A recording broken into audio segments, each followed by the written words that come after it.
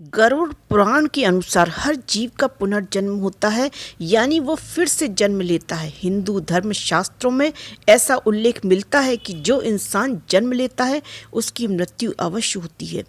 गरुड़ पुराण के मुताबिक मृत्यु के बाद मनुष्य को कौन सा जन्म मिलेगा वह उसके कर्म पूर्व जन्म के कर्मों पर निर्भर करता है। परंतु क्या आप जानते हैं मनुष्य मरने के बाद कौन सी योनि में जन्म लेता है, साथ ही ये उसके कौन से कर्म के अनुसार मिलती है? यदि नहीं तो आगे हम गरुड़ पुराण के अनुसार इसे जानते हैं। गरुड़ पुराण के अनुसार दूसरे की पत्नी से संबंध बनाने वाला व्यक्ति घोर नरक में जाता है।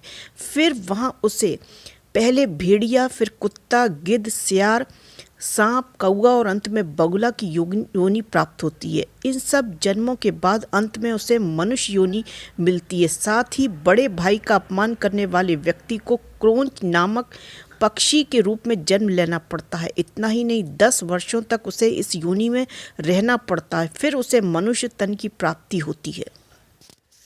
सोने की चोरी करने वाला व्यक्ति कीड़े मकोड़े की योनि में जन्म लेता है। वही जो व्यक्ति चांदी की वस्तु चोरी करता है उसे कबूतर की योनि मिलती है। इसके अलावा देवताओं और पूर्वजों को संतुष्ट किए बिना मरने वाले इंसान 100 साल तक कौवे का जीवन व्यतीत करते हैं। उसके बाद मुर्गा, फिर 1 महीने के लिए सांप की योनि में रहने के बाद उसके पापों का अंत होता है। तब जाकर वह मनुष्य के रूप में जन्म लेता है। साथ ही साथ जो मनुष्य स्त्रियों की चोरी करता है उसे अगले जन्म में तोते की योनि प्राप्त होती है।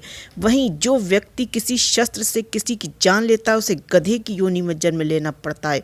इसके बाद वह हिरण का जीवन व्यतीत करता है। फिर उसकी हत्या भी किसी शस्त्र से होती है। फिर वह मछली, कुत्ता, बाघ और अंत में मनुष्य योनि को प्राप्त करता है। सुगंधित पदार्थ की चोरी करने वाला व्यक्ति छछूंदर की योनि में जन्म लेता है।